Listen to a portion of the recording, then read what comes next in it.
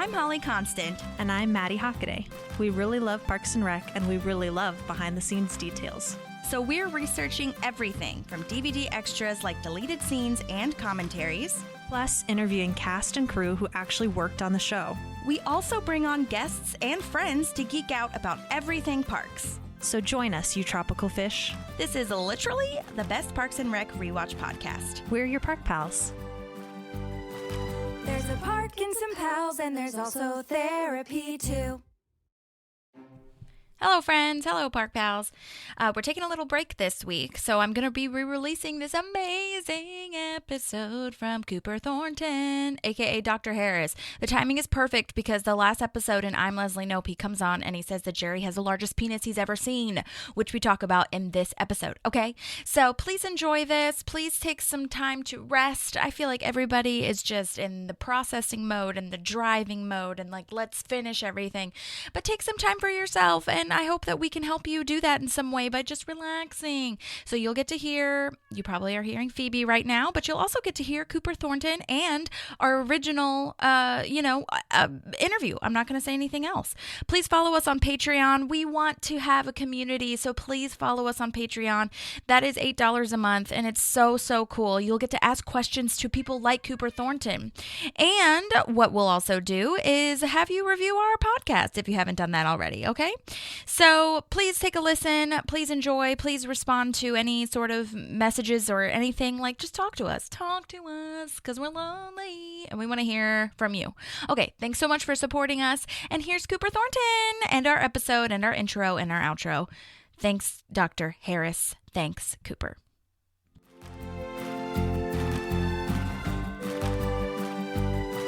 There's a park and some pals, and there's also therapy too.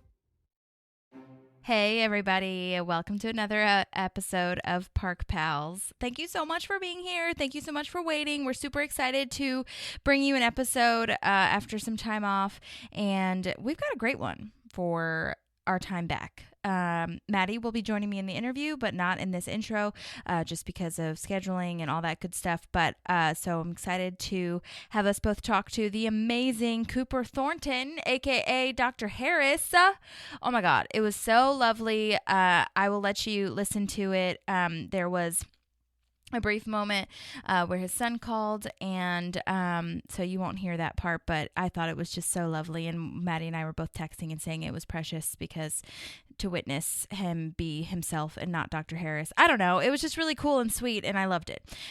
So I've tagged all of his things in the Instagram, so follow him on Instagram. I've tagged his website, medium.com, on the show notes, so please follow that, and you'll hear me say it again at the end of it, and he will say it and explain a little bit more of what that is. So please, please, please follow along. And yeah, we're so excited that he talked to us. He was amazing. If you have any questions for him, he is happy to answer them. So message me. Don't blow him up. I mean, you can follow him, obviously, but let's be respectful and make sure that you message me, and I'll message him, and I will get back to you. And yeah, we're just so grateful. I can't believe Maddie and I both are so overwhelmed by the amazing people that we get to talk to every episode. And every time we talk to someone that was such an iconic part, an iconic character of parks, we just fall more in love with the show and with being a fan and, everything. So if there's any more questions, obviously I'm asking my questions as a fan, but if you guys have any, let me know. All right. Well, please enjoy the amazing Cooper Thornton.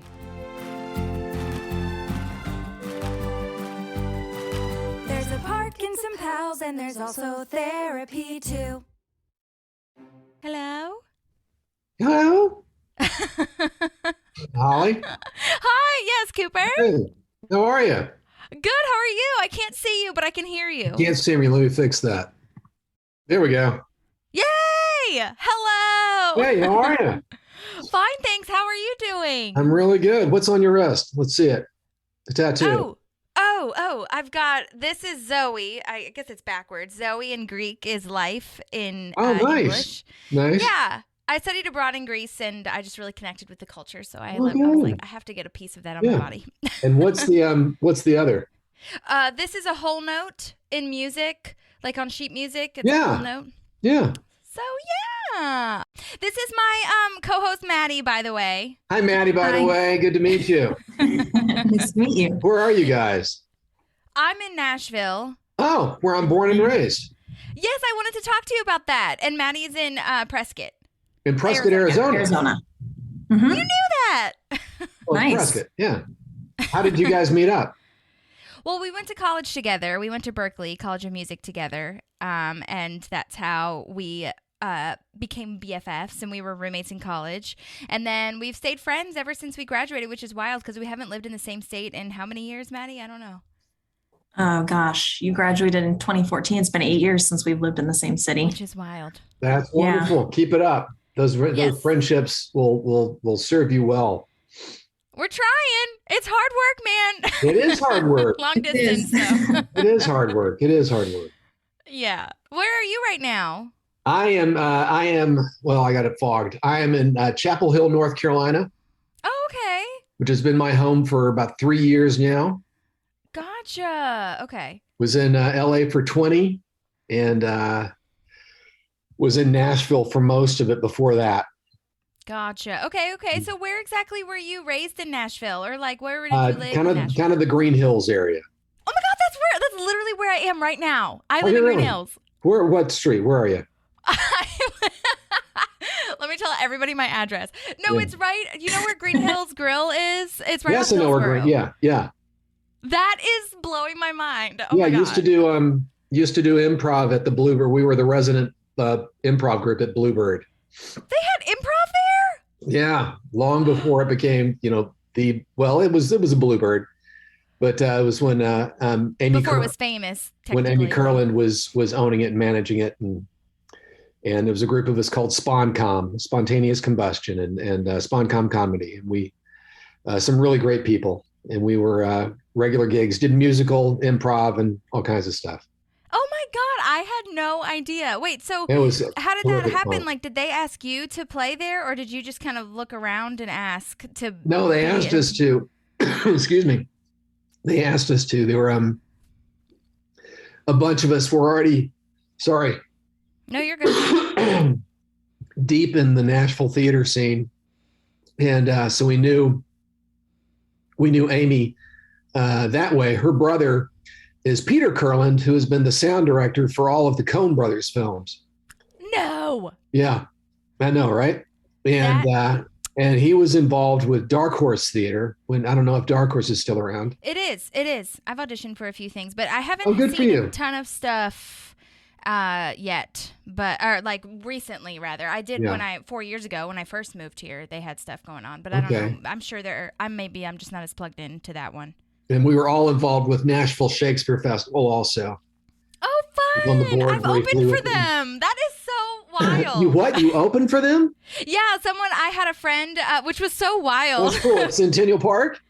They actually now they have it at in like the West End kind of. And Wait, they're not doing the Summer Shakespeare at the Centennial Park anymore? I haven't seen it at Centennial. They moved it to this other place that I can't remember where. Wow. I know. Maybe I'll they'll check move with it Denise. back. Yeah, check, because maybe they'll move it back. But it's in this really lovely area, and I knew a friend of mine that like knew some other people, and Maddie and I both play music, and they asked if I wanted to play a few songs before the show, like to And get what kind of stuff do you people play? on. I play like country indie stuff. I don't know, Okay. Maddie. How would you describe yours? Kind of the same-ish. Ah. I don't know. Folky-ish. Folky-ish? Yeah. Like folk Yeah, pop folky-ish. kind of Yeah. situation. Okay. Yeah. And I think can mine is Spotify definitely you more guys? the country version. Yeah, you can. I can send you it after the. Send it to me. Send it to me for both you guys. I'd love to listen. That's awesome. Thank you so much. We appreciate Thank that. you. You're welcome. You kidding? But yeah, it's at this new place. I mean, Nashville. I can't even imagine how much it's probably changed since you've been here. Holy Because cow. even since I've lived here, which has only been 4 years, it's insane. It just Like, it explodes how many new every day. things. And I work in Green Hills as well, and I drive by the Bluebird on my way to and from work, and always from work, it's a line all the way out to the street. And it Yeah. has been that way like ever since I moved here, but especially after COVID, now people are like, I need to go out and see stuff. It's definitely Bluebird's more such a popular. cool intimate. I haven't been there since we were there. And so I know that it changed a lot when the show moved in there. Mhm. And they were doing what was it, Nashville? Nashville, the TV show, one of my TV faves. show, yeah, that really put Bluebird on the map.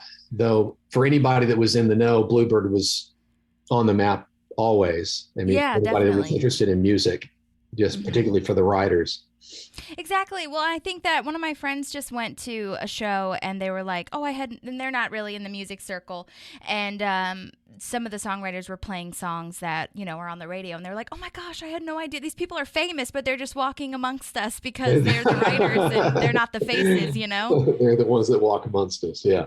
Yes, exactly. Yeah. But so how did you get to LA then? Or like what did you act you acted here because you did I improv. acted in Nashville. Sorry. Oh, can you hold on? This is my son calling. Okay, Oh hold my on. gosh, please.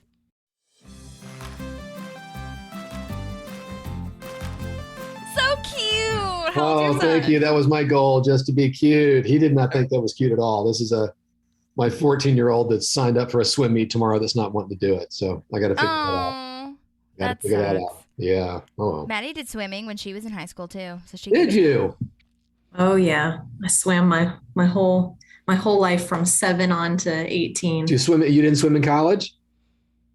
I did not swim in college because I went to music school, Yeah. and I kind of in high school was like, people were taking it almost like A little too seriously, and I was like, I'm out. Yeah. You guys, you got this. I get it. I'm still a swimmer. I swim competitively still. Oh, that's cool. Yeah. It's a lot of fun. Oh my gosh, I know. I was looking up so many things on your bio that I want to talk about. Okay, we checked Okay. off Nashville, Okay. kind of, but you were talking about LA. So, and how What you got me kind of out moved there over was looking to pursue TV and film, and Tennessee didn't have a lot going on. North Carolina didn't yet have anything going on, really. Georgia didn't begin to have anything close to what they have going on now. And so really, if I was looking at TV film, it needed to be LA. Right. And Were so you doing any sort of like student films and stuff out here? But there wasn't a lot of that either. There wasn't really, none of the schools really had a film industry, had a TV film industry. And so there weren't kids looking to cast student films. I got my card when I was still out in Nashville. It was, I think it was on a Reba film. Oh my God. Yeah, amazing. she's a smart lady. She is. She one week paid everybody in $2 bills so that for years, if you got a $2 bill, you knew it was because Reba had done this film here. And it was a way of showing the Nashville market the ripple effect of bringing the work in. Wow. It was a very smart thing for her to do. Yeah, I feel like her and Dolly are both so business savvy. Oh my goodness. To creative. Like, it's amazing. And Dolly was my other TV movie that got me my card while I was out. Oh my God. Was that here or is that in Sevierville, where she's from? It was good for you. I did a commercial at Dollywood. Oh my God. but, Amazing. But no, the TV film I think was in the Nashville area. Okay. Yeah. Gotcha. Okay. So then did you know anybody in LA before you started, or were Not you a one soul. of those classic people that were, Not a soul. No, I went out there cold. Yeah, I mean, that's what you got to do, I feel, and how it works most of the time. I mean, it's nice and very lucky if you do know people, but most of the time you just kind of go and figure it out. And hit the ground running and plugged into a bunch more improv out there. They had what were called cold reading workshops, which is how I think I first met Allison Jones, Okay. who cast Parks and Rec. Yeah, do you remember your audition and how I do. exactly you got to be a part of the show? I do. It was a one-off for Dr. Harris. And it was pretty much just not verbatim what I did on the show, because I improvised what they kept on the show. That's amazing. A lot of it was improv. And I think that's what got me back on the show, was because I made this guy. I thought it'd be funny if Dr. Harris just really could care less about people. Yeah. and that's really what Dr. Harris is. He loves all things medicine, especially if it's something that can make people paranoid. He just really likes to dick with people. Yeah, exactly. Oh my gosh. And so, because the first show or episode that you were on was Rock Show, when you took the cast off of Chris. Andy or Pratt. Andy, yeah. I mean, like, was that basically, do you remember if that was the actual sides that you were given? Those were the actual sides. Yeah, that was really fun because I actually got to cut it off his leg, and they had a nurse practitioner there to show me how to cut it, and they had the little saw to, you know. Oh my God, you were actually cutting the hard cast off his leg? Cutting the hard cast off his leg. Yeah. That's crazy. Yeah, it was fun, and I made it sure that I could put it right against my hand, and it wasn't going to cut anything, so I wasn't concerned about cutting Chris, but yeah, still had to make it look legit. Had to make it look like I'd done it 1,000 times before. Wow, that is insane. Well, and you got to also act, I guess. That first scene is wild to me. I was just like watching all of the episodes that you were in. Oh, had so many of the main cast. Well, that's what I was going to say. Yeah. The first scene had pretty much everybody, I feel. Yeah, and so how was that? Gosh, it was Aziz and Amy and Rashida, and I think that would have been it. And then Andy or Chris. Mm-hmm, mm-hmm.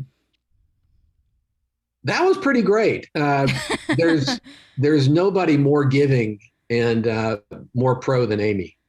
Yeah. Well, I've heard that she is such a masterclass to improv with and just really fun.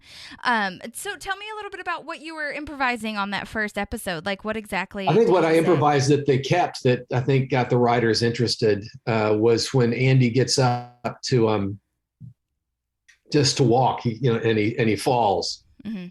And I said, yeah, they'll probably be a little weak at first. But with no effort at all to go down and help him, no concern. Everybody else jumped to his aid. Right. I was just, if he's stupid enough to try to walk on it, yeah. A little button. So in that first audition, were you given that kind of direction, or was that kind of an actor choice on your end to be a little bit more dry with it? No, it was just my choice. Oh my God. So he wasn't like, the description wasn't like saying he's a dry doctor? Oh, no. But there was something in the lines when Amy asks if she can have the cast, and I say, yeah, though it's a fairly disgusting request. Yeah. I think I say something like that. So you can kind of guess from there. Yeah, there's something that indicates that this doctor maybe isn't the best people person. Mm-hmm, mm-hmm. And so I decided to turn that up a little bit.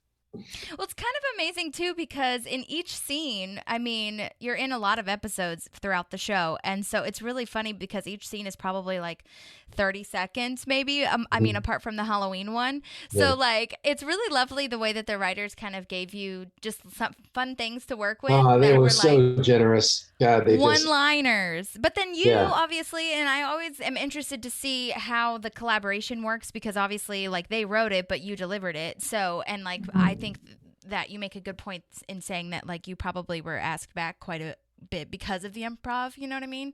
Yeah. So I'm always really interested in hearing, like, the logistics. We're always interested in hearing, like, what improv. There's a lot of writing that happens right there as you're shooting it. Mike Schur or, others would shout out, okay, now try this line or try this line.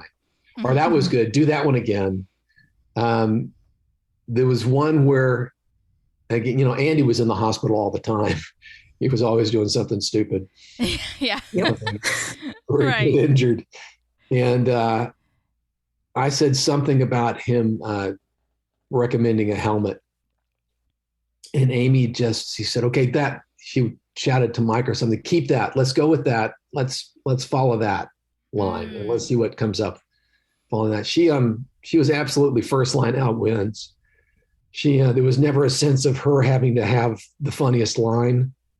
So she often did because she is just drop dead funny. Yeah. And smart and just she listens so well. That is the hardest thing, I feel. It's something that I struggle with when I did improv, like very, very briefly. It was just a blip in the radar, was like, it taught me how to listen because I love talking and having a conversation, but I'm very bad at like just stopping because I'm always so excited and I'm always like, yeah, I want to jump on what you just said because you said something really nice. But I have to just, because then they could say something more exciting. As I'm talking right now, I'm realizing I'm doing it again. But anyway, that's so great. And I love that she is in service to the show.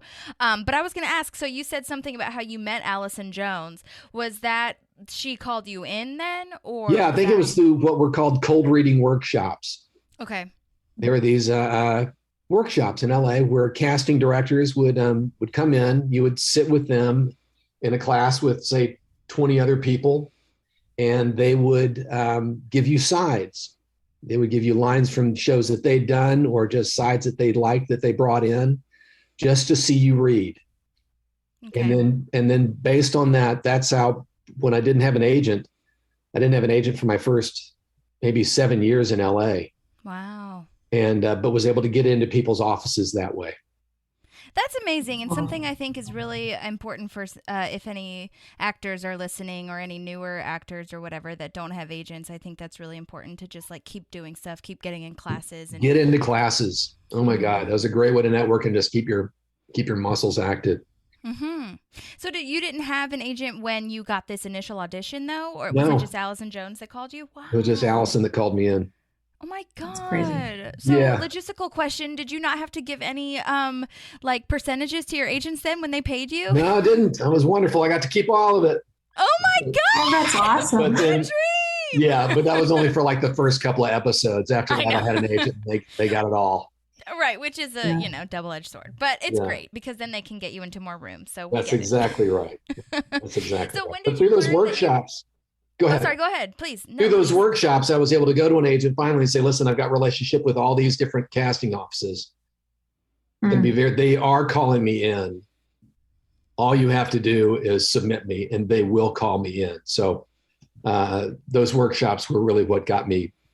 Workshops and some theater. There was a theater company, the Fountain Theater in LA, which is just a tremendous space. It's a 99-seat theater, but doing some of the best work in LA. And we did a show there called After the Fall. It was Arthur Miller's After the Fall. Okay. And had so many industry people come through there for that. And one of them was a woman named Deb Aquila. Okay. And she's almost solely responsible for my film career. She just had me in regularly when I was out there. But Wow. yeah. She was a casting director? She's a terrific casting director. Yeah. Mostly film. Wow. And so she saw you in the show and She saw me remembered you. maybe a couple of times, but because that ran for 7.5 months. Where's the Fountain Theater? It's corner of Fountain and Normandy. It's in Little Armenia. Oh, okay. Okay. I gotcha. So like kind of on the east side of Hollywood-ish? You could say that and I would go, yeah. I have no idea what I'm talking about. I know. Well, I just remember seeing signs for Little Armenia. I lived in LA for almost 5 years as well. Okay, yeah. So I remember seeing signs on the 101 for Little Armenia, but it was like a blip kind of. But I know Yep, I'm it's a familiar blip. with Fountain-ish. So anyway. If you're back out there, it's anything you see there is going to be time well spent. Yeah, totally. Okay, I'll definitely keep that on the list. And how did you find out about those casting workshops? Because I'm guessing it wasn't as like prominent online as it is now, you know? Well, I don't even know if they oh yeah. Well, no, we had the internet then. There were computers. No, this was like 99. So this was when I got out there. This was before cell phones or before. I mean, I had a pager. Dude, that's what I first had was a little pager. Amazing. Yeah. But found out just through improv classes Okay. and us helping each other network. Were you doing IO or UCB? Or No, I was Groundlings and Okay. and a place called the Empty Stage with Stan Wells. Did not do IO. IO was started by another friend, Dan and Edie. He's married to Edie Patterson. You mean Sharna and Dale Close and all them? Oh, Del Close, you're going way back. That's but I'm talking about the LA. I understand what you're saying. Okay. Yeah. I hear. I don't know those names of those people either. So. Yeah. Okay, that's all right. Yeah, Improv Olympics, a great place. UCB would have been a great place. But I mean, there's just so many. And even those, like, you know, you hear about just the Improv, that one. Yeah. There's that. And the other one, too, that I can't remember. It's a weird name. There's a bunch of names in improv. But regardless, you know, it's just a matter of doing it, I feel. Upright Citizens is, you know, Amy really put them on the map. Mm-hmm. And it's a terrific place. And they do great stinking theater, too. Mm-hmm. Beyond just the improv they do. And it's part of what makes the theater so good, because even just with scripted lines, they're listening so close. They're so engaged. It just ups the ante for everybody. Wow. That's amazing. Yeah. And then, like, because since you come back in so many other episodes, do you remember if you knew that you were going to be coming back at all? No, I had no clue. That audition wasn't, but like by the end of the day, you didn't know you were coming back either? No, and after that first episode, I didn't. I knew that they had really enjoyed it. They'd had a lot of fun with it. Mm-hmm. That it was my chance to show them some improv. Yeah. And because they always do one scripted take, and then they just have a fun take. Yeah. Or several takes. But no, I never knew one shoot to the next if I'd be back. And so there was no kind of guaranteed arc for Dr. Harris or anything like that. I think, the most I had was 2 episodes in one season. I was in every season except for one. Maybe a couple of seasons where I was in 2 episodes. Yeah. Well, in each of those episodes, was it like, how long, was it just a 1-day situation? Because like we talked about, it was like 30 seconds or something that your scenes were. Yeah. So it was just you go in one day and then come back. I mean, obviously you're preparing and everything. I know it's not just one day, but you know. Well, it'd be a nice long day, but it was usually just one day. Wow. For them, they would have been rehearsing much more, but for my stuff, just come in and knock it out. It wasn't like a live audience sitcom, Mm-hmm. Where you actually rehearse together for the whole week. The studio has to see it, the producers have to see it, Mm-hmm. The writers see it, and then you've got an audience that you do it for, and that's a whole 5-day gig. Wow. Okay. Yeah, that's right.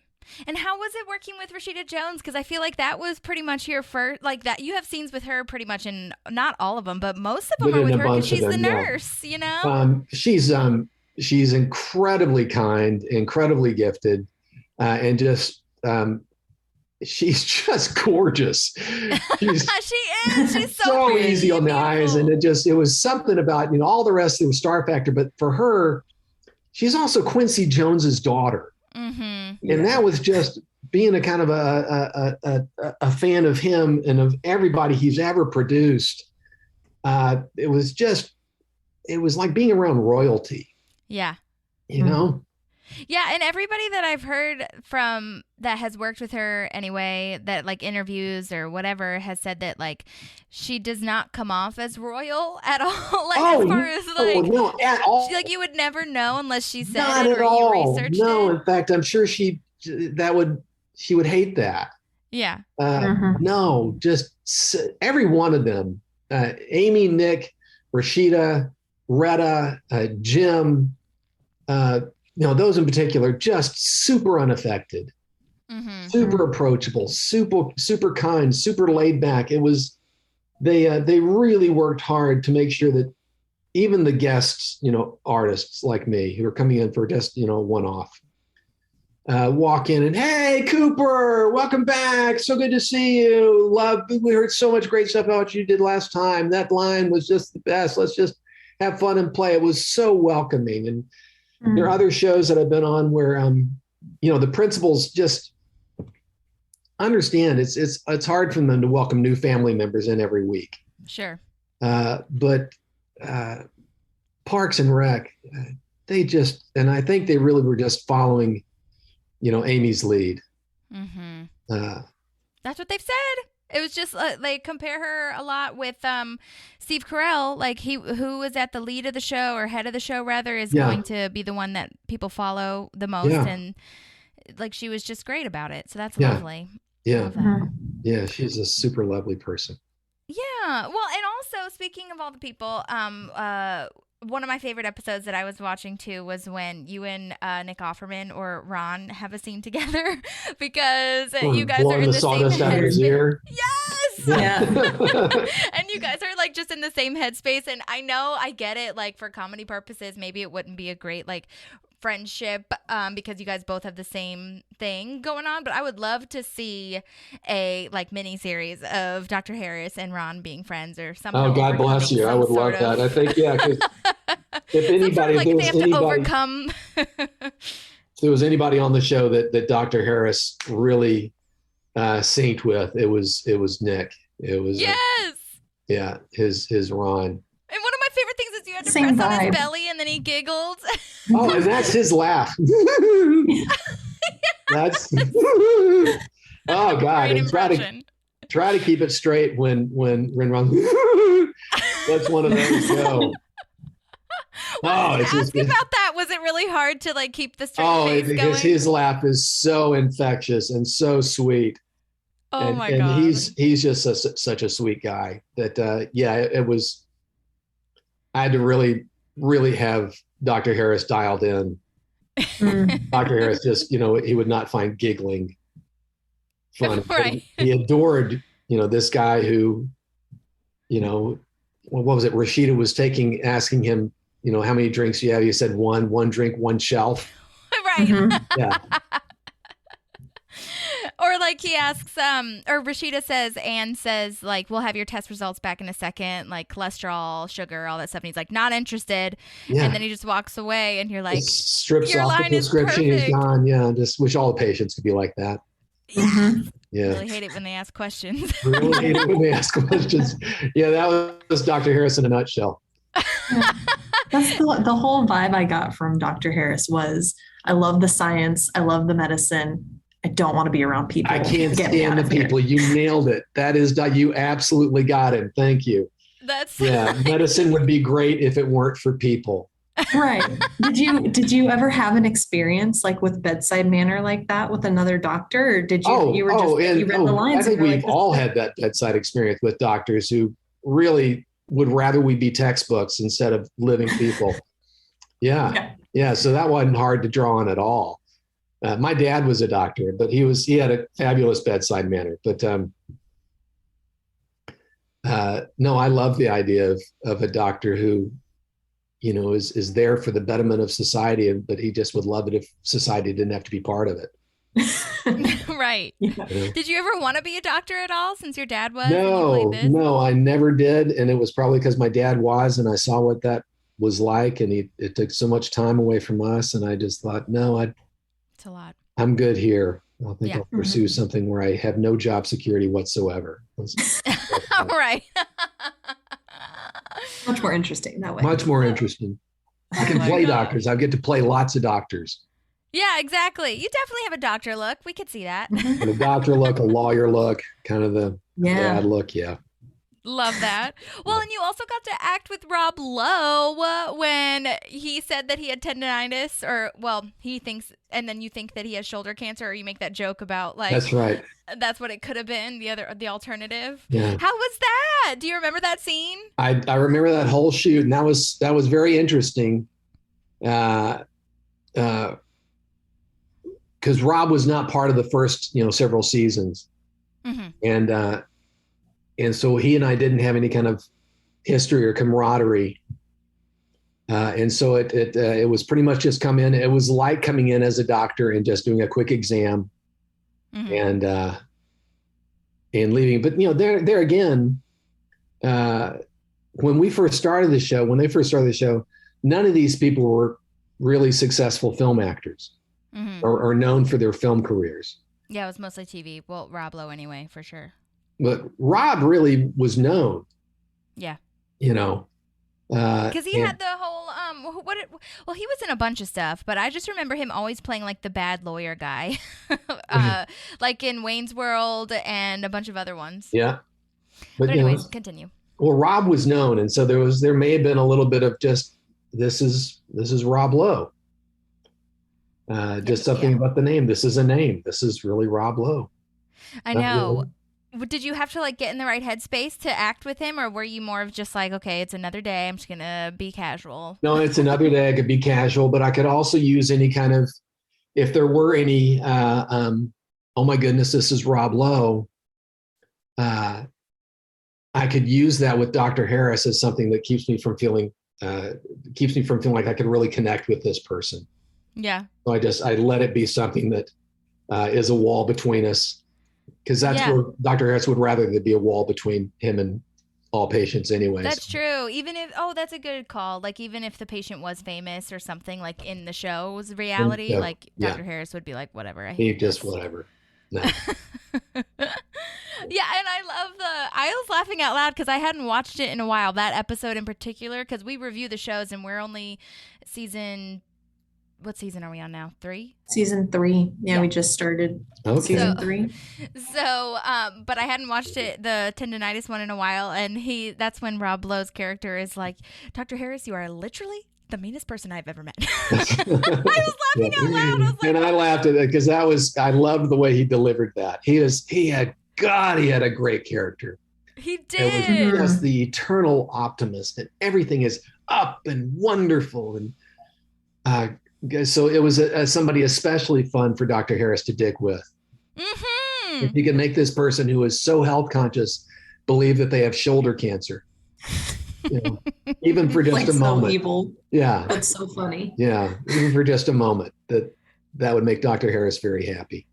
Yeah, it definitely sparks a little bit more of the unease in Chris's character. Right. Chris is already for Chris kind of spiraling. to say that somebody is the meanest person, he never said anything horrible about anybody. Mm-hmm. You're truly the meanest person I've ever met. Yeah. I was laughing out loud. Oh my God. That's so because good. nobody else is willing to, like, no other character comes at you for the way Dr. Harris is with them, right? They're kind of just like, okay, whatever, like, you're rude, but they don't say anything to you. So he's the first person to come out and be like, dude. Right. Yeah. Like, that's really mean. There was one with Adam where I talk about what weekends. That's when he breaks he like cuts his hand open on Flea's guitar. Yeah. For weekends. Why would you say that? Just making an observation. That's right. Well, that's another one that was literally 5 seconds, and we were all just like busting our gut laughing because it was so funny. How was Adam Scott to act with? I've heard he's very intense and a great actor and everything, but he's a great actor, but he's really there for the work. He and I didn't chat much, and I really respect that because he did gorgeous work. Everybody did gorgeous work on that show. Mm-hmm. It's just an amazing show. Yeah. Oh my gosh. Well, there's the other scene. I have to bring up this one too. I mean, I'm going to bring up all of them, but especially the one with Jerry when Mumps is going around and you have to inspect everyone's genitals. I have to look at everybody's package. That was a fun one. That's where they were just throwing lines at me. Oh my God. And that talking head of you saying, I actually don't know if he had mumps. I was distracted. Too distracted. The largest penis I've ever seen. That delivery is so perfect too. It's so good. Thank you. Amy told me when the next time I was back in, said that was the most rewatched 6 seconds of the show. Just that one clip of that. I don't know if he had mumps. I was too distracted. The largest penis I've ever seen. Now, did you get the side before you filmed, or was that one of the lines that they were feeding you think? Do you remember? No, that I think was one of the, those were the lines. Those were the actual lines. There were other lines like and I worked on a farm, as well. Oh, so that would have been hilarious. I've seen big ones, but this one, yeah. They just kept, okay, now say this. Okay, now say this. Oh my God. And who, do you remember, because I actually didn't get a chance to see if you had repeat, but did you have repeat directors as well? Like, or was it a different director? Yeah, I think that Mike may have directed a few of them. Okay. Yeah, I think odds are pretty good that I did have some repeat directors. I don't know because it was over so many years. Yeah. Well, I mean, did they even really have that much of by the end of it, I feel like they might not have had that much direction to give you anyway, because you had already had kind of the idea of what Dr. Harris was going to be about, Right. And so it wasn't like, they probably didn't give you that much, right? Rarely did I get any direction. I really didn't get much direction. It was more just them having fun trying to get me to say different lines. Yeah. Oh my gosh, that is so funny though. The farm line, I would have loved Yeah, to see that too. I would have died. And then there's the other one with Jerry that I love, where he has a fart attack.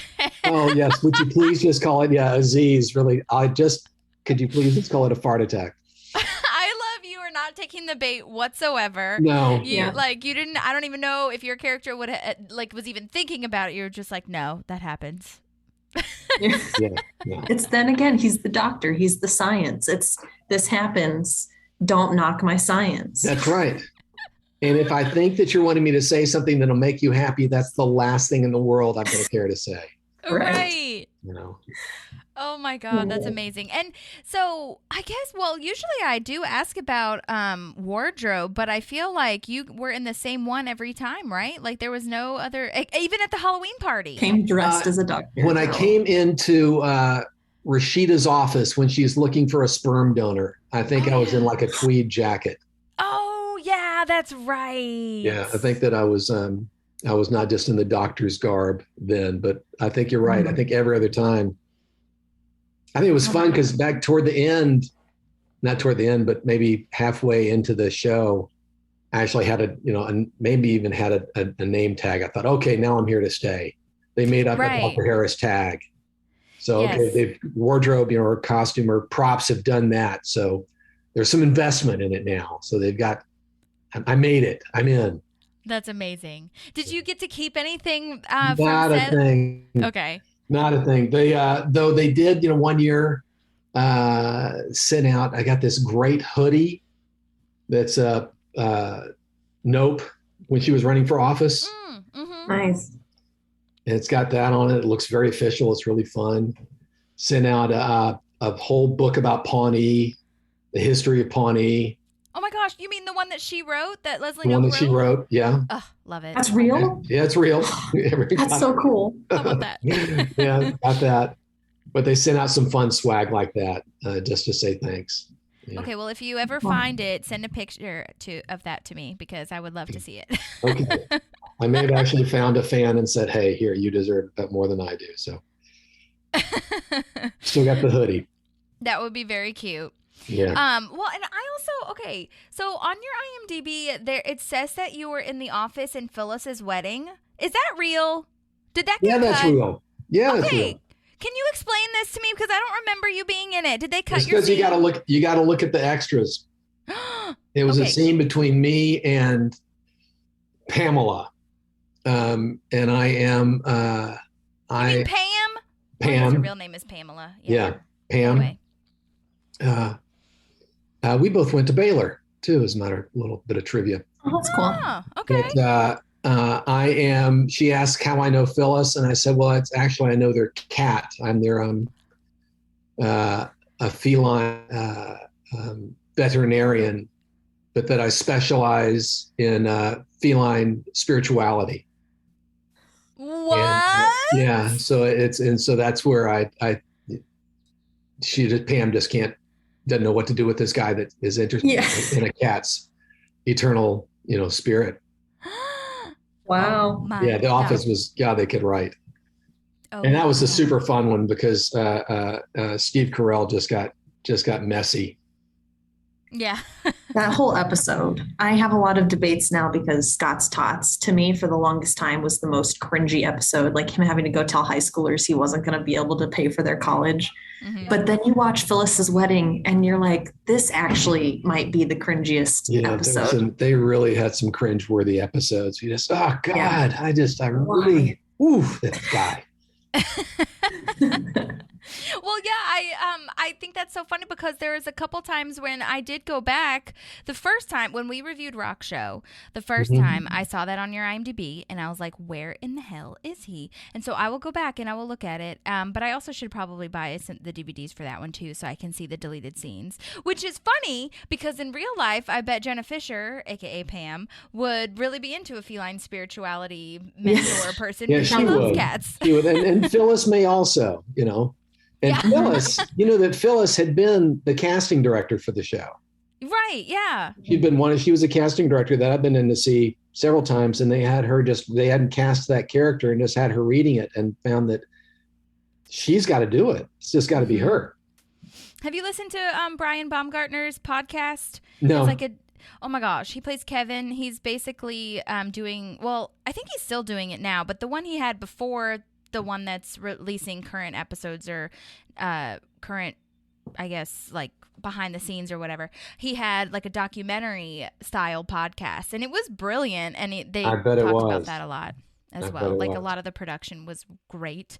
Yeah. But wait, so what's the timeline of that? Were you in the office before Parks and Rec, or no? It was during, I think. Oh, okay, gotcha. So did Allison Jones like call you in for that one on The Office, or probably did? Yeah, because she did The Office as well. Because I know,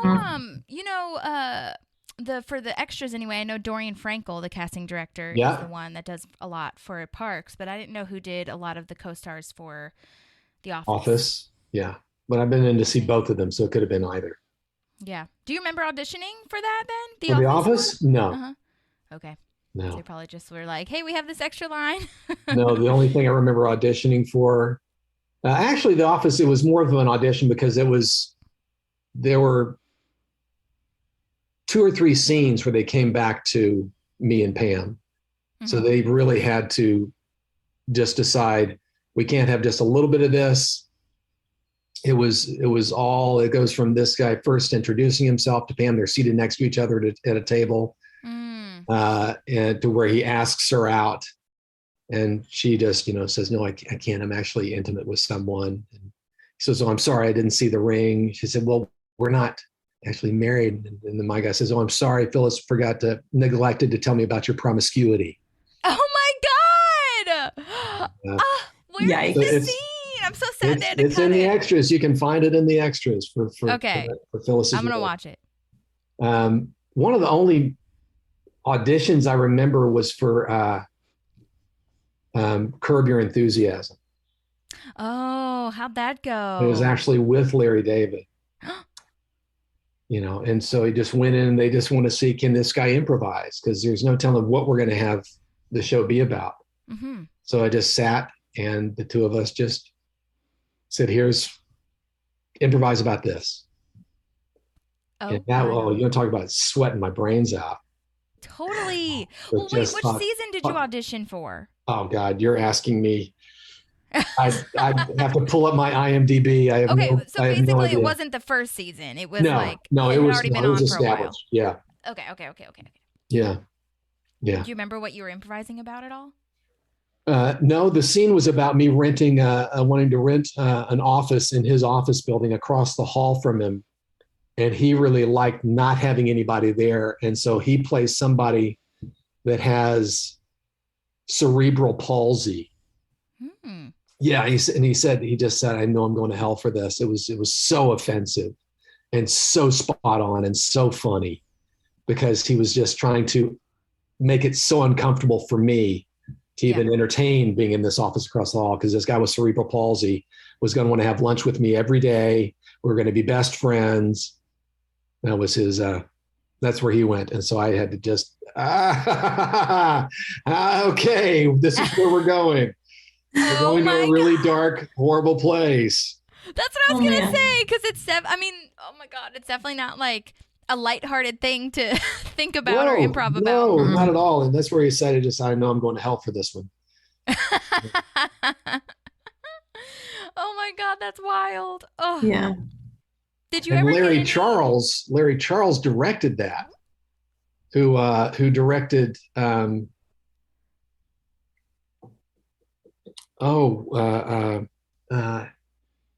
me out. It's documentary style. It's this guy who comes to America to want to Borat. Yeah, Borat. Oh. He directed Borat. Oh, and the this guy dictator and all that. This guy really knew his chops, and boy, it was to have the two of them. That was God. I can't even imagine being in the same room with Larry David and just being like, yeah, okay, improv about this. I would really I would be crying maybe, or sweating. I don't know. Yeah. I think, Alice, I know that Allison was in there for that. And so I knew I had a good friend and a good advocate. and she had probably talked me up before I went in the room. So I knew I really had nothing to lose. Yeah, that's true. Yeah. And have you improved pretty much like your whole life? Like, or was it after? No, it was all once I'd been doing it in Nashville before I moved to LA. Okay. But that was just a bunch of us making up games. Yeah. None of us had really studied like it. More of a Who's Line situation? Yeah, absolutely. I was trying to remember much more like Whose Line Is It Anyway, except that the musical stuff we would do, how we do a 20 minute musical with acts and arcs and choreography and musical improv is insane. Yeah, it's also a lot of fun because and we'd get all of it from the audience. Yeah. Every bit of it we'd get from the audience. And you also have to have a really good relationship / good pianist. If you do have a pianist with you. Oh, we sure did. We did. We had a fabulous pianist with us. Oh my God. Amazing.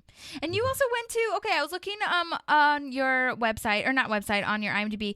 Is it true? Tell me about the Welsh College of Music and Drama. What? You studied in Wales? You lived in Wales for about a year. What? And I'm jealous. Oh, boy, it was beautiful. I'd do it. I'd be back there in a heartbeat. Love to spend several months there a year. Really wonderful people. Oh my God. It was after I'd finished my MFA in Cincinnati at CCM. Okay. And I taught at Belmont University for a year in the theater department there. Oh, I didn't know that. In Nashville. Yeah. And then wanted some more study. And so I looked around, and sadly, I only speak English. So that limited a lot of the places we could go. Sure. And I found this program at the National Conservatory in Wales. And liked it, and sent in a tape as an audition. And they called one day, and my then wife and I got the call. They said, "Okay, we'd love it to offer it to you, but we need to know now." And the program was going to start like a month later. Wow. And so it was a real quick, let's do it. Let's go. That's so cool. And so what kind of program was it? Was it like a PhD type thing, or what? No, it was the same kind of, it was a 1 year graduate diploma thing. It was just a very intensive year for folks who'd already done an undergrad in theater. But it also focused on radio, which I'd never had any experience with before, except at Baylor. I actually did DJ'd. Oh, wow. But for radio theater, because radio then, BBC radio was just the best stuff ever. The radio that we got to listen to when we were there was fantastic. Mm-hmm. And it was pre-cable. And so radio was a lot of what Britain still listened to. There are loads of wonderful series on the radio that's what you go to talk about the next day at work. It was not what you saw in Dallas the night before. It was what was on, BBC. Like those scripted shows on the That's radio. exactly right. Yeah. Gotcha. Okay. Yeah, I feel like they were popular here, but not as much as what it sounds like over there. Oh, no, it was huge there. And theater was huge there. Everyone would talk about when they saw this actor at this theater at this particular show. And that was part of the common vernacular. Everybody had that history until cable. And then cable kind of brought everybody back indoors. Wow. That's incredible. Do you still talk to anybody from over there, or do you ever go back? I do. Keep in touch? I do. There was my fight choreographer, my fight instructor, Steve Wilshire, like Wilshire Boulevard. Steve Wilshire was at his wedding. He got married in Toronto, and there's a castle, I think called Casa Loma, in Toronto, and where they had their wedding, and we were all in kilts and the works, and we were all with our swords. And we had a choreographed kidnapping of the bride, where the bride's party took on the groom's party, and there were deaths and all kinds of beautiful slayings and leaping on the tables and trashing the hall, and then they had to fight to get her back. And so it sounds very much like in The Office when Angela is kidnapped by Mose, who is played by Mike Schur. Right. That's funny. Oh my God, I can't imagine having that at the wedding. Is that like a tradition, or he just wanted to No, do that no, because he they, loves fighting so much? Or he not loves fighting, but fight. the stage fighting. No, it was definitely not a tradition. In fact, the people who worked the castle were kind of freaking out. They never had anything like that happen there before. Oh my God. Freaking out and thrilled at the same time. They thought it was the best. That's so So funny. cool. Did someone video that? I hope you have it on video. I'm sure they do. I'm sure Steve does. Yeah. Oh my God. I love that. Mm. So we've got fight choreographer, actor, or not choreographer, but I guess you could choreograph now that you've done it. I could. I have. Yeah. But I was licensed by the British Fight Directors Society. Oh my God. Yeah. That sounds so cool. It was loads of fun. Loads and loads and loads of fun. So, Sir Cooper Thornton, how would you Oh, say? yes. Yes, absolutely. Sir. Benighted. I can't do a British accent with the R's. It's not right. It was close. It was good enough for me to know what you were doing. Anyway, yeah, exactly. But then you've also got the swimming. So tell us a little bit about that. You were in, was it just high school? No, it was before high school. I started swimming year round when I was 6 and then quit when I was 13 because I'd seen all the tile there was to see. I just got bored with it. Right. Yeah. And you know what that's like. Oh yeah. Right, Manny? But then there's a program called Masters, which is international competitive swimming. In fact, they've got nationals coming up August 3rd to the 7th in Richmond, Virginia, that I'll be going to. Okay. And I started swimming year round again about 15 years ago. Got back into Masters and have loved it. Wow. Yeah, So they have Awesome. different age ranges and all that. that's stuff. exactly how they do it. Thank God. Because there are ex-Olympians that are you're swimming with that are so and they would just rule. But yeah, that's every 5 years. So I just aged up, and aging up is a very good thing because then you are at the youngest of your age group, and so you've got a better chance. How do you train for something like that? Do you have a coach with you? Or? Yeah, I do actually. We've got a swim team that I swim with here in Chapel Hill. We actually swim in Durham, and got a fabulous coach, Jonathan. Wow. And he get the better coaching than I've ever had before. All of us. I mean, he's really into technique, and Wow. been 5 days a week. And That's amazing that he's there in the area that you happen to be in, we lucked out at getting him. We really did. He had just retired. He was a doctor and just retired, and he took us on. Oh my God. That's amazing. Yeah. Well, maybe they'll have a meet in Nashville or Phoenix area or something. Nashville's like that. got, talk about a swim city. Nashville is a huge swim city. Really? I swear, I cool. started swimming Nashville Aquatic Club. It's right out there at right next to Centennial Park. It's one of the top swim facilities around. Okay. Nashville, when I was there, was really one of the national powerhouses. Swimmers like Amy Calkins and Joan Pennington and Corinne Miller and Claire Sanders and Amy's sister, Tracy. Well, Tracy's sister, Amy. Amy I had Calkins, no idea. next to Phelps, probably the best swimmer the U.S. has ever put out, has ever created. Though she was a creation on her own. Wow. She was fantastic. Yeah. And she would have, the Olympics that really would have been hers were the Moscow Olympics, which we boycotted. Oh. Okay. Yeah. See, I don't know the history of that. That's amazing. Okay, I'm learning. I'll just look up Nashville swimming, and it's huge. Oh my gosh, amazing. There's some great master's programs there. Wow. That's Yeah. so cool. And so how did you end up in Chapel Hill, by the way? I ended up here. I was going through a divorce, and my ex's family lives near here. Okay. And I wanted her and my boys to be near her family because they're good people, and wanted them to have some grandparents that were interested in being involved in their lives. And her folks are terrific. Yeah. And so I threw out, what do you think about moving back there? Yeah. And work had really, there was a lot less work, certainly commercially in LA.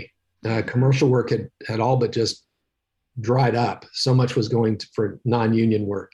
Was that like pre-COVID or like during This COVID? was pre-COVID. This was Okay. started in like 2017, 2018. Gotcha. when I first got out to LA, I would average about 10 auditions a week. And then in 2017, 2018, it had dried up to not even 10% of that. It just was, it was brutal. And so much of that had been commercial work. I had a really nice commercial living going on. Gotcha. Next to what they call theatrical, which is TV and film, and then commercial is obviously commercial. Gotcha. Yeah. Well, I mean, the Southeast now has grown so much as far as what's shooting here. There's a lot of stuff, interestingly, like shooting in Charlotte, especially. Yeah. That's a huge market now. And so is Wilmington, weirdly. Wilmington used to be. See, North Carolina used to give tax breaks like Georgia does. But then they took it away in 2014. And they had some great shows here that just said, well, if you're not going to give us that break, we can't stay. Yeah. And then they started giving the taxes back in 2017, I believe. And so they've slowly been building that trust back up, and I think they can do it. Yeah.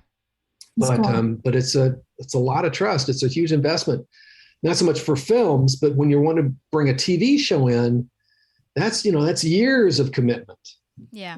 And that's folks that have houses and folks that have kids that are going to be put into schools. And so that's a big investment. You really want to trust that the state that's inviting you in is there for the long haul.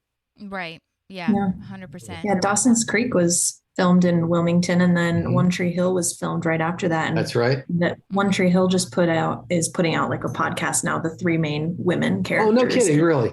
Yeah. It's called Drama Queens. They're pretty cool people. That's pretty great.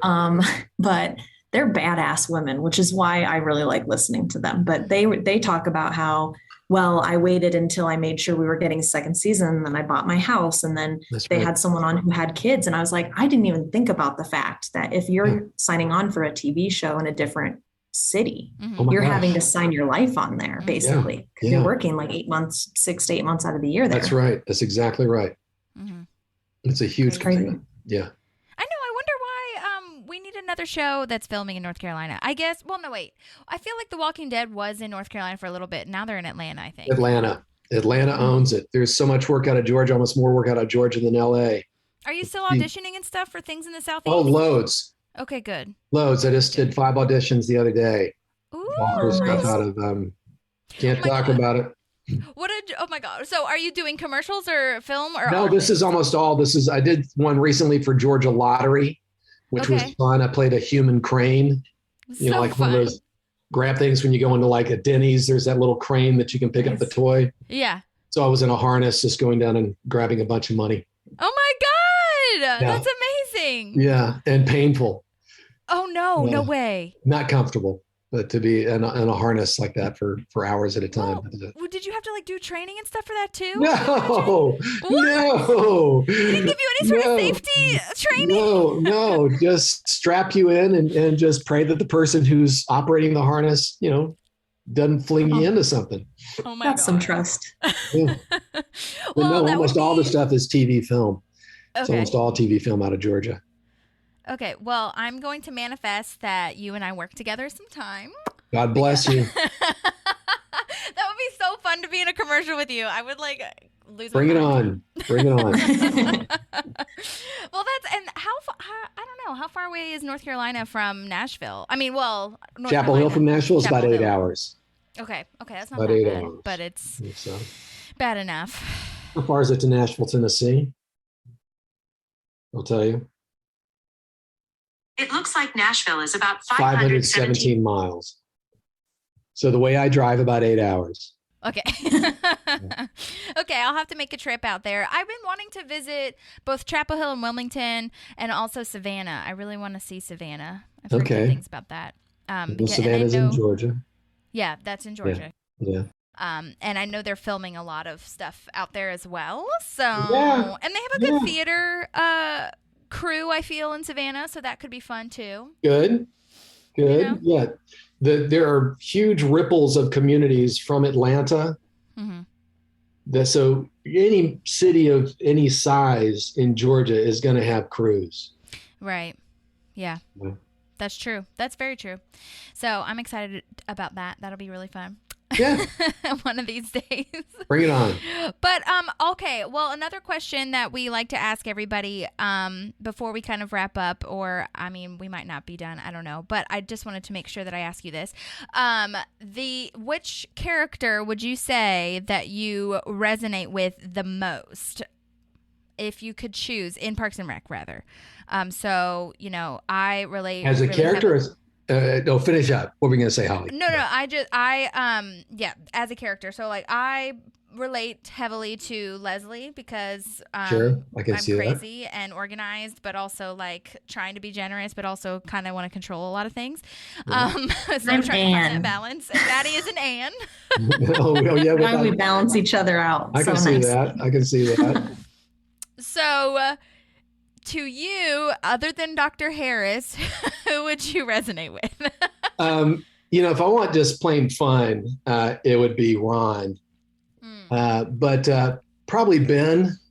That's your like who you have similar qualities to, you think? Ben Wyatt, probably Ben Wyatt. Yeah. Okay. You know, Adam Scott's character. Interesting. I could see that too. You know, and then I get to be with Amy. Yeah, There you I get to go. be with Leslie, you know, which is, you know, because Winning. Rashida what that Jones's is. character never really was, you know, she was with Chris in that first year, right. Andy, but then after that, she was just kind of floating. They kept bringing in new guys Yeah. for her to try. Right. But you're saying that like you resonate the most with Ben Wyatt's like character, not that you would want to be him or that he's your Oh, I favorite wouldn't character. mind being him. I really respected his character. I thought he That's was. true too. Yeah. I just want to make sure that you have the same qualities as a Ben too. You know what I mean? That's the I question. think I do. I think you do too. Yeah, I think Dr. Harris would really obviously be with Ron. Yeah. Mhm. Yes. You know, Yeah. there'd be no question. That's true. Oh my God, that would be so lovely to have a little bit of a mini series moment with Dr. Harris and Ron, like at the Just- cabin together. Just or an something. annual checkup. Yeah.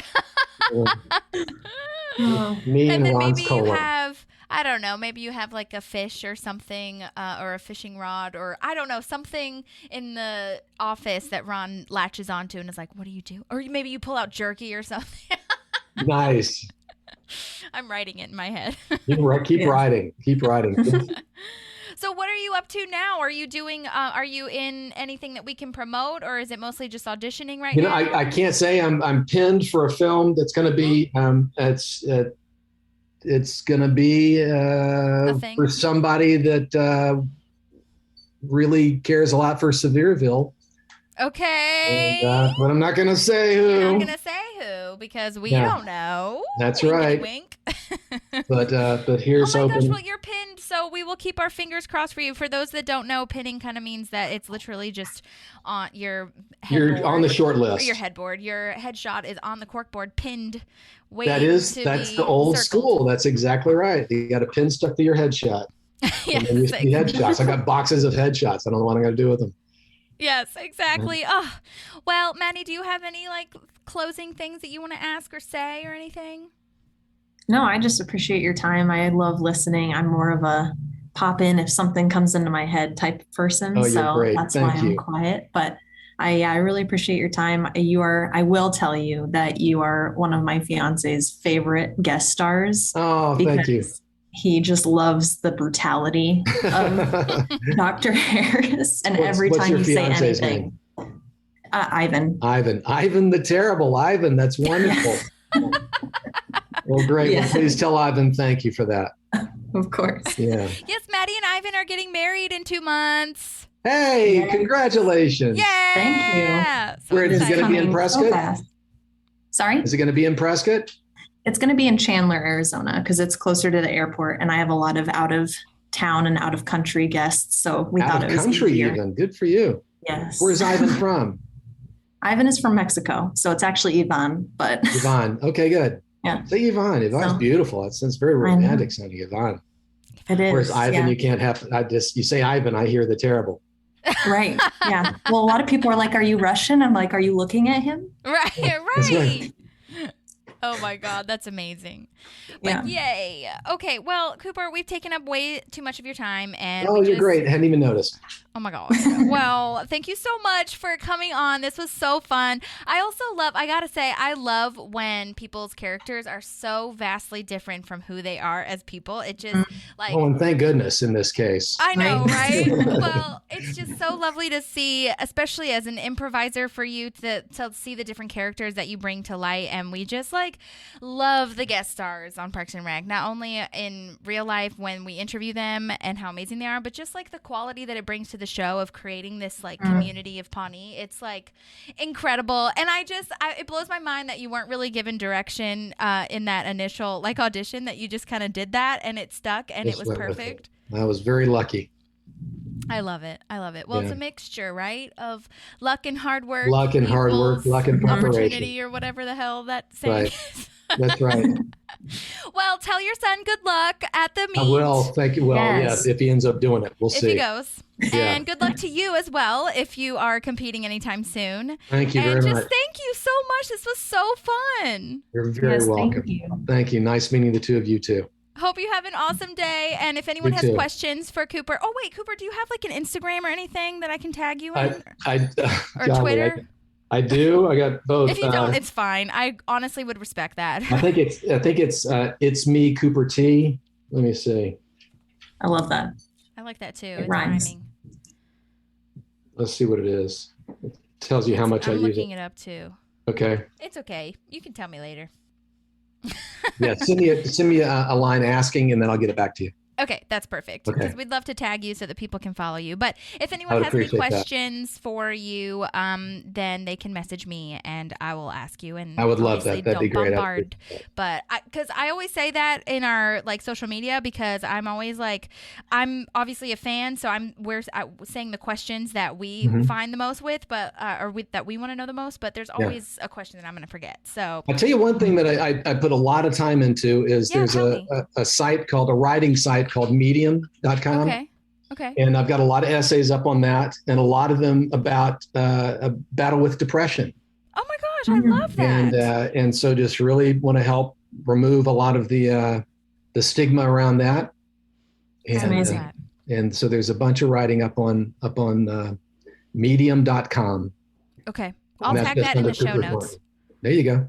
Yeah, so that people can. That is amazing, and I love that we're kind of in this shift now in the world where we're able to really discuss it and make sure that it's not something that is about shame or any sort of problem, because we're humans. Yes, we are. But I'd love to read those essays. That would be great. So please do. I'd really appreciate that. That. I'd love you to. Let me know what you think, and I'd appreciate that. Yay! Well, thank you so much again. Sorry we've said bye 800 times. That's just our style, but that's okay. Have a great day. Thank you so much. You too. Bye-bye. Bye, Maddie. Bye. Good luck 2 months from now. That's fantastic. Thank you very much. All right. Bye, Ollie. Bye. Bye. Thank y'all. Yay! I love him. That was so cute. I want him to hang out here all the time. I know. I want him to come visit Nashville. Oh my God. And then you could come down to Nashville too. Well, I have a little reunion. Yes. It'd be so cute. So precious. Well, wait, do you have to leave now? I have a couple minutes if you want. Because my 1 o'clock meeting isn't happening. Okay. Well, that worked out really nicely for us. I didn't really have any more questions anyway, so I'm kind of right now, I'll just be doing our little outro moment. So, yeah. But that was really fun. I'm so glad that he could hang out with us. And like I said, if anyone has any other questions, I just think it's so funny that it was like he just made that decision and he sticks out so prominently as someone that we all remember or know. You know what I mean? Well, and 100%, I don't think he would have been asked back if he wasn't such a strong Dr. Harris, right? He came in strong, like, this is who I am. I don't fucking care about the patients. And I think that's what made it like, oh, he's got to keep coming back. Yeah, he did. So. He was kind of like Rob Lowe, I feel, in the sense where like the second he entered the scene, he was Dr. Harris. There was no like prep or getting used to it or like, finding the character. He just was it. Yeah. So I felt really Definitely. nice to talk to him about like his kind of process. And as far as process, I guess I didn't get like too logistical technique, whatever, which we kind of did as far as like the wall that he builds between him and the other character. But I think it was real, like basically when anyone says that they've done improv before, and especially with how long they've been doing it, I can kind of judge like, oh, that's why you're so great. Like at building a character or just like being so committed, like no matter what and no matter how many scenes you have or how many lines he has. I mean, come on, the guy like I said, he has like 20 seconds and then he just makes such a huge impression within those 20 seconds. It's incredible. Yeah, it is. He's great. So yeah, I'm glad we got to talk to him, and thank you for putting the work into setting it up. Oh and my I'm glad gosh. this time worked. My pleasure. I'm so glad that it all worked out. And yes, thank you to him for like moving things around as well. I don't know if he moved stuff around, but he definitely, like, we had a couple different dates that we were talking about. So I'm glad that it all worked out for us and that the time change, because we're all technically FYI on 3 different time zones. He's Eastern, I'm Central. You're Mountain Time. What is it? Mountain Time technically? I'm at Pacific right now. Okay, Pacific. Okay, got it. So I'm 2 hours behind you. Gotcha. But anyway, well, okay. So if you have not reviewed or rated the show yet, please do that. And I didn't even say it, but thank you for waiting. It's been a minute since we've had a little podcast moment. So I'm excited that we got to come back with Dr. Harris. Yeah, I know it's a good way to come back for sure. Yes. All right. Well, we hope that everyone has a lovely rest of your week, and hope you are having a good month and a good summer, and that you have air conditioning. And yeah, that's it. Yeah. Thank you, We'll Dr. see you soon. Cooper. Read all of the show notes for his essays and whatnot. Okay, bye. Bye.